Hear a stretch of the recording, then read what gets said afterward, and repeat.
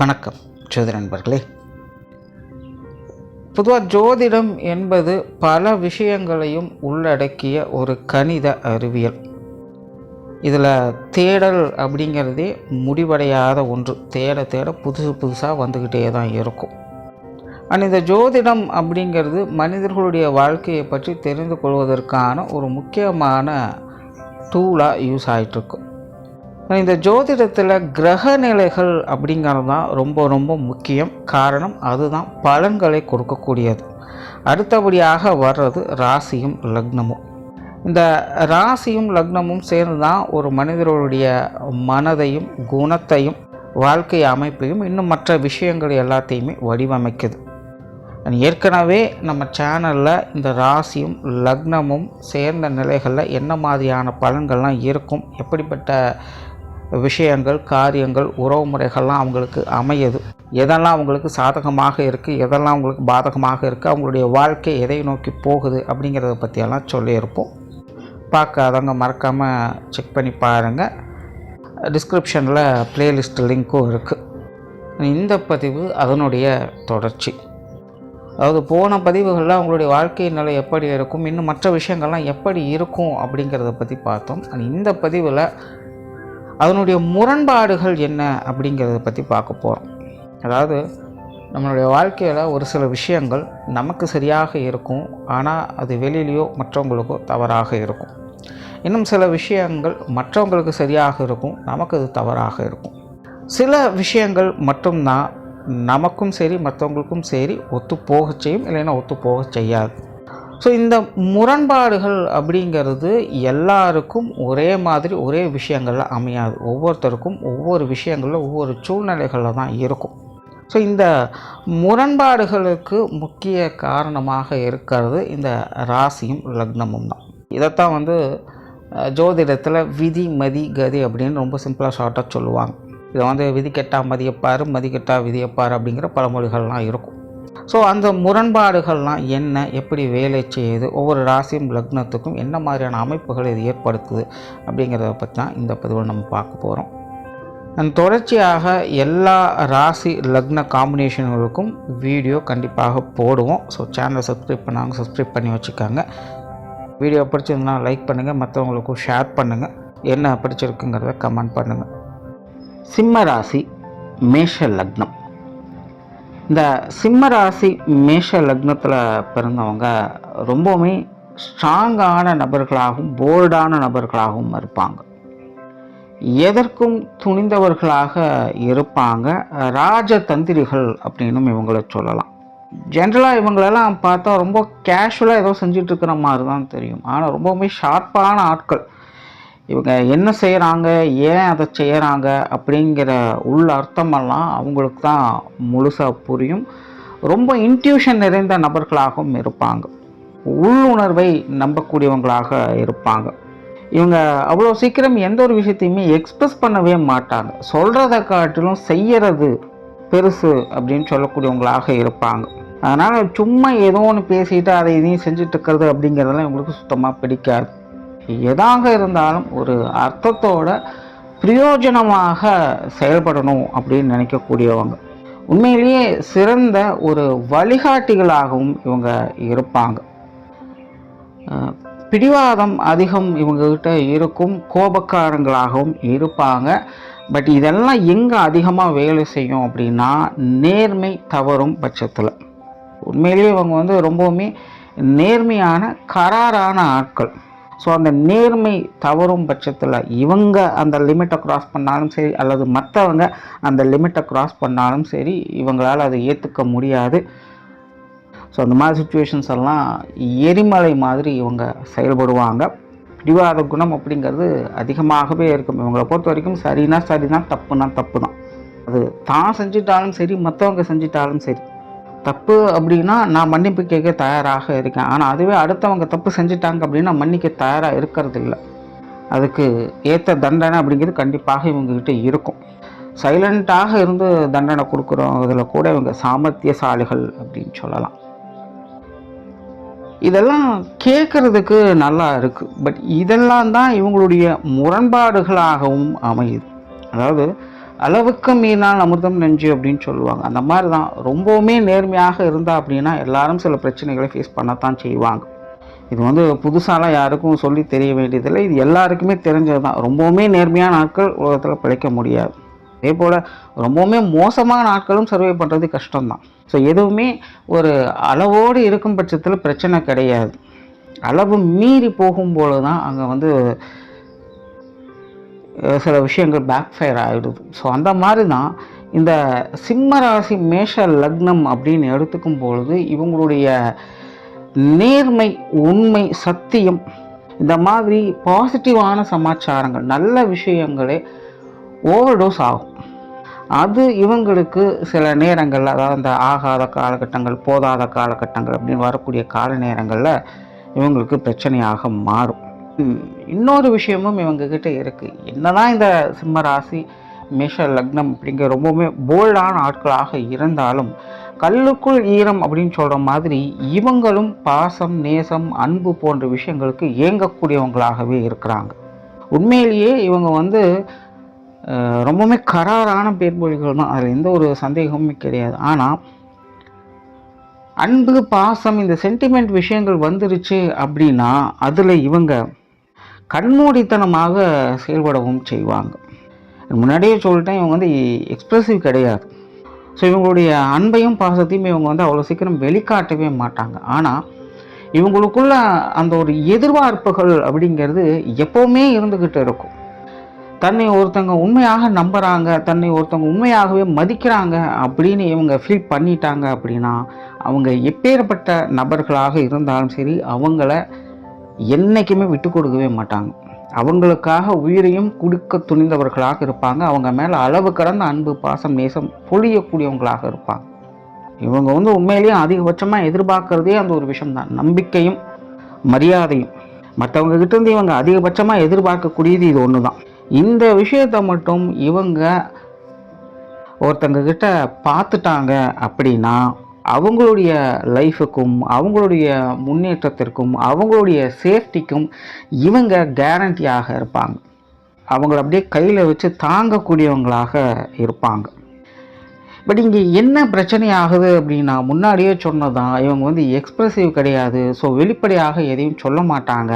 So மற்றவங்களாக அதை புரிஞ்சுக்கிட்டு அதன்படி நடந்துக்கணும் அப்படின்னு இவங்க நினைப்பாங்க. சுய ஜாதகம் இவங்களுக்கு சப்போர்ட்ஃபுல்லாக அமைஞ்சிருச்சு அப்படின்னா இந்த மாதிரியான நபர்களை இவங்களால் பார்க்க முடியும், அவங்களோட ஒன்றா ட்ராவல் பண்ணவும் முடியும். ஒருவேளை சுய ஜாதகம் இவங்களுக்கு சப்போர்ட் பண்ணலை அப்படிங்கிற பட்சத்தில் இந்த மாதிரியான நபர்களை எதிர்பார்த்தே இவங்களுடைய காலம் கழியும். அதாவது இவ்வளோ நாள் இருந்து கடைசியில் நீ இவ்வளோ தான் புரிஞ்சு வச்சுருக்கிறியா அப்படின்னு கேட்க வேண்டிய சூழ்நிலைகள் இவங்களுக்கு ஏற்படுது. அதுக்கப்புறம் இவங்க ரொம்பவுமே வெக்ஸ் ஆகிடுவாங்க, அந்த பக்கம் திரும்பி கூட பார்க்க மாட்டாங்க. ஏன்னா இயற்கையாக இவங்களை சமாதானப்படுத்துறது அப்படிங்கிறது ரொம்ப ரொம்ப கஷ்டம். இருந்தால் உண்மையாக இரு, இல்லைன்னா போயிடு அப்படிங்கிறது தான் இவங்களுடைய சித்தாந்தம். இவங்களை பொறுத்த வரைக்கும் நல்லது கெட்டது, நல்லவங்க கெட்டவங்க, சரி தவறு, பெரியவங்க சின்னவங்க, இவங்க உயர்ந்தவங்க இவங்க தாழ்ந்தவங்க, அந்த மாதிரி எந்த ஒரு வேறுபாடுகளுமே இவங்க பார்க்க மாட்டாங்க. இவங்க முதல்ல எதிர்பார்க்கறது மரியாதை, ரெண்டாவது இவங்கக்கிட்ட உண்மையாக இருக்கணும். இந்த ரெண்டும் ஒருத்தங்கக்கிட்ட கிடைச்சிருச்சு அப்படின்னா இவங்களுடைய வாழ்க்கை அப்படிங்கிறது சாட்டிஸ்ஃபைடாக இருக்கும். பட் இதெல்லாம் தான் முரண்பாடுகளாக இவங்களுக்கு அமையவும் செய்யுது. ஸோ இதெல்லாம் இவங்க எப்படி மேனேஜ் பண்ணுறாங்க அப்படிங்கிறது தான் இவங்களுடைய சவாலான சிக்கலான வாழ்க்கையே. அண்ட் ஜென்ரலாகவே இவங்க வந்து மூளைக்கு அதிகம் வேலை கொடுக்கக்கூடியவங்க. காரியங்களில் செயல்பாடுகள் அப்படிங்கிறது கொஞ்சம் குறைவாகத்தான் இருக்கும். கிட்டத்தட்ட மற்றவங்க வேலை வாங்கிறது அப்படிங்கிறது தான் இவங்களுக்கு பெரும்பாலும் செட் ஆகும். ஜென்ரலாகவே ஜோதிடத்தில் சிம்மமாகட்டும் மேஷமாகட்டும் ரெண்டுமே பார்த்திங்கன்னா ஆளுமை திறன் பெற்றது தான். ஸோ இவங்களுக்கு வந்து வேலை செய்கிறது பிடிக்காது, வேலை வாங்கிறது தான் பிடிக்கும். அதுலேயும் இந்த சிம்ம ராசி மேஷ லக்னம் அப்படின்னு வரும்பொழுது இவங்க வந்து மூளைக்கு தான் அதிக வேலை கொடுப்பாங்க. ஸோ செயல்பாடுகள் அப்படிங்கிறது இவங்ககிட்ட குறைவாகத்தான் இருக்கும். பட் ரொம்ப கிரிட்டிக்கலான சுச்சுவேஷன்ஸ் அப்படின்னு வரும்போது இவங்க இறங்கி வேலை செய்யக்கூடியவங்களாக இருப்பாங்க. அது வரைக்கும் இவங்க பொறுமைசாலிகள் தான், அங்கே மூளைக்கு மட்டும்தான் வேலை. இப்படிப்பட்ட தொழில், வேலை, உத்தியோகம் சம்மந்தப்பட்ட விஷயங்களில் இவங்க ஈடுபட்டுட்டு வருவாங்க. இவங்களுடைய ஜீவன அமைப்புகள் இதை சார்ந்து தான் இருக்கும். ஸோ அதனால் ஒரு ஜீவன அமைப்புகள் அப்படிங்கிறது நார்மலான ஒரு லைஃப் ஸ்டைல்லையோ இல்லை ஒரு ரொட்டீனான லைஃப் ஸ்டைல்லையோ இவங்களுக்கு அமையிறது இல்லை. இவங்களுக்குன்னு ஒரு தனி பாதையை அமைத்து கொண்டு அதன் வழியில் போகக்கூடியவங்களாக இருப்பாங்க. எல்லாரும் செய்கிறத நான் ஏன் செய்யணும் அப்படிங்கிறது தான் இவங்களுடைய கேள்வியே. அதுபோக இவங்களுக்கு எப்போவுமே இவங்களுக்கு பிடித்த விஷயங்களை செஞ்சு மட்டும்தான் பழக்கம். மற்றவங்களுடைய கட்டாயத்தின் பேர்லையோ இல்லை மற்றவங்க சொல்கிறாங்க அப்படிங்கிறதுக்காகவோ எதையும் செய்ய மாட்டாங்க. நான் ரிஸ்க் எடுக்க தயார் தான், எனக்கு பெருசாக லாபம் இல்லைனாலும் பரவாயில்ல, ஆனால் எனக்கு பிடிச்ச விஷயத்தை மட்டும்தான் நான் செய்வேன், எனக்கு வரக்கூடிய விஷயங்கள் மட்டும்தான் நான் செய்வேன் அப்படின்னு இருக்கக்கூடியவங்களாக இருப்பாங்க. அதனால் இவங்களுடைய ஜீவன அமைப்புகள் அப்படிங்கிற ஒரு யதார்த்த நிலைக்கு அப்பாற்பட்டதாக தான் இருக்கும். ஸோ இப்படி இருக்கிறதுனால இதெல்லாம் ஸ்டார்டிங் ஸ்டேஜில் கொஞ்சம் பேசு பொருளாக மாறப்படும். ஏன்னா ஜென்ரலாக எல்லாருக்கும் ஒரே மாதிரியான மைண்ட் செட் தான். ஏதோ ஒரு வேலை செய்யணும், ஒரு தொழிலை செய்யணும், 10 ரூபா காசு சம்பாதிக்கணும் அப்படிங்கிறது தான். இதுக்கப்புறமா தான் நம்ம அதில் கிங்காகவோ குயினாகவோ ஆகணும் அப்படின்னாலாம் நினைப்போம். ஆனால் இவங்களுக்கு அந்த மாதிரிலாம் இல்லை. எடுத்த உடனே தனக்குன்னு ஒரு ரூட்டை க்ரியேட் பண்ணும், அதில் தான் ட்ராவல் பண்ணும், அதில் நான் கிங்காக குயினாக இருக்கணும் அப்படின்னு நினைப்பாங்க. அதுக்கெல்லாம் கொஞ்சம் டைம் எடுக்கத்தான் செய்யும். ஸோ இதனால் கொஞ்சம் முரண்பட்ட வாழ்க்கை நிலை அப்படிங்கிறது இவங்களுடைய ஜீவன ஆரம்பத்தில் பார்க்க வேண்டியதாக இருக்கும். அண்ட் சுயஜாதகம் இவங்களுக்கு கை கொடுத்துருச்சு அப்படின்னா அந்த நிலையை எட்டி பிடிக்கக்கூடியவங்களாகவும் இருப்பாங்க. தனக்குன்னு ஒரு சாம்ராஜ்யத்தையே அமைத்து கொண்டு வாழக்கூடிய பொறுப்புனே அவங்களுக்கு உண்டு. அப்படி இல்லை அப்படிங்கிற பட்சத்தில் மற்றவங்க சொன்னது கரெக்டு அப்படின்னு சொல்கிற மாதிரி வாழ்க்கை மாற ஆரம்பிச்சிடும். பட் என்னதான் அப்படி ஒரு சூழ்நிலைகள் வந்தாலும் கூட இவங்களுடைய நிலையை இவங்க விட்டு கொடுக்க மாட்டாங்க.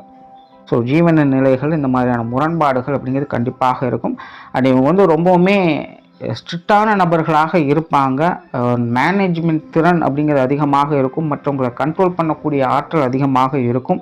ஸோ அந்த மாதிரியான வேலைப்பாடுகளை தான் இவங்க இருப்பாங்க. ஸோ மற்றவங்களுக்கு கட்டுப்பட்டு ஒரு வேலை செய்கிறது அப்படிங்கிறது இவங்களுக்கு சுட்டு போட்டாலும் வராது.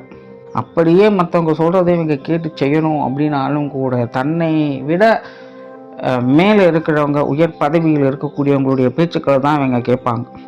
அதாவது வாழ்க்கையில் சில ரூல்ஸ் பேஸ் படி மேல் அதிகாரிகள் சொல்கிறதை கேட்கணும் அப்படிங்கிற ஒரு விதி இருக்கும். ஸோ அதுக்காக அவங்களுடைய பேச்சுக்களை எடுத்துப்பாங்க. ஆனால் அதே இடத்துல மற்ற யாருக்கும் எந்த ஒரு இம்பார்ட்டன்ஸும் இருக்காது.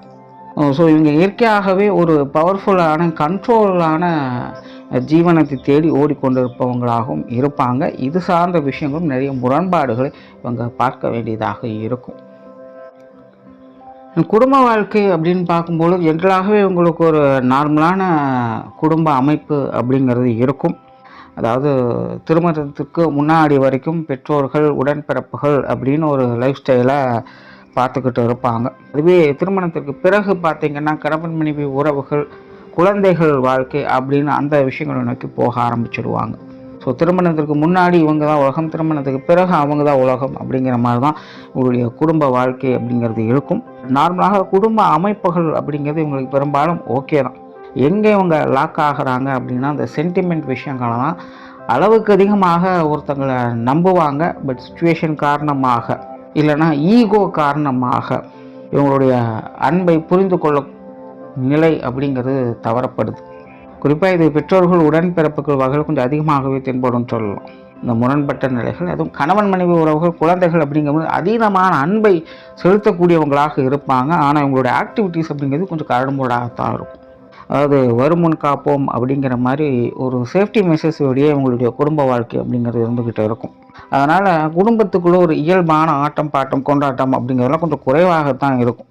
அதாவது இவங்களுடைய ஈடுபாடுகள் அப்படிங்கிறது இந்த மாதிரியான விஷயங்களும் கொஞ்சம் குறைவாகத்தான் இருக்கும். அதாவது எப்போவுமே குடும்பத்தை ப்ரொடெக்ட் பண்ணிகிட்டே இருக்கணும் அப்படின்னு தான் நினைப்பாங்க. மற்ற விஷயங்கள் இவங்களோட ஆக்டிவிட்டீஸ் குறைவாகவே இருக்கும். பட்டுமடாமல் தான் இவங்களுடைய குடும்ப வாழ்க்கை அப்படிங்கிறதே போகும். உற்றார் உறவினர்கள், நண்பர்கள் சார்ந்த விஷயங்கள் அப்படின்னு வரும்பொழுது இவங்களுக்கு பெரும் பிரச்சனையாக இருக்கிறது நிறைய ஏமாற்றங்கள் தான். பெரும்பாலும் மற்றவங்க இவங்களை யூஸ் பண்ணிக்கத்தான் செய்வாங்க. உண்மையிலே இவங்களும் பார்க்குறதுக்கு கொஞ்சம் கரடுமுரடாக இருந்தாலும் ஒரு இயல்பான கனிவான மனதை உடையவங்களாகத்தான் இருக்காங்க. ஸோ அந்த ஒரு விஷயத்தை மற்றவங்க யூஸ் பண்ணிப்பாங்க. அதாவது சிலலாம் பார்த்திங்கன்னா மற்றவங்களுக்கு சலாம் போட்டே காரியம் சாதிச்சுக்குவாங்க. அதாவது யாருக்கு என்ன கொடுக்கணுமோ அதை கொடுத்து காரியம் சாதிக்கக்கூடிய திறமைசாலிகள் இந்த உலகத்தில் உண்டு. ஸோ அந்த மாதிரி பெரும்பாலும் இவங்களை சுற்றி இருக்கிறவங்களுக்கு இவங்களை பற்றி தெரியும். ஸோ இவங்களுக்கு கொஞ்சம் மரியாதை கொடுத்தா போதும், இவங்க தேவையானதை செஞ்சு கொடுத்துருவாங்க அப்படிங்கிறத தெரிஞ்சுக்கிட்டு ஜஸ்ட் இவங்களுக்கு தேவையான அந்த ரெஸ்பெக்டை கொடுத்து அவங்களுக்கு தேவையான காரியங்களை இவங்ககிட்ட இருந்து வாங்கிட்டு போயிடுவாங்க. ஸோ இப்படி ஒரு விதமான சுயநலத்தோடைய மற்றவங்களுடைய அணுகுமுறைகள் அப்படிங்கிறது பெரும்பாலும் இவங்களுக்கு அமையுது.